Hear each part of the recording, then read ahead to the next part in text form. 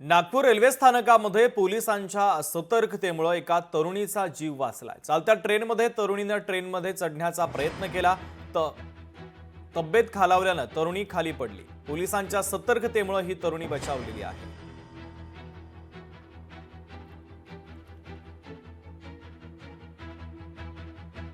तर या घटनेचा सीसीटीव्ही देखील समोर आलेला आहे। धावती ट्रेन पकडण्याचा प्रयत्न ही तरुणी करत होती, मात्र तिचा तोल गेला आणि ती खाली कोसळली। तिथे उपस्थित एका पोलिसाने लगेचच तिला बाहेर ओढलं आणि त्यामुळे या तरुणीचा जीव वाचलेला आहे। हे दृश्य देखील आपण पाहतोय।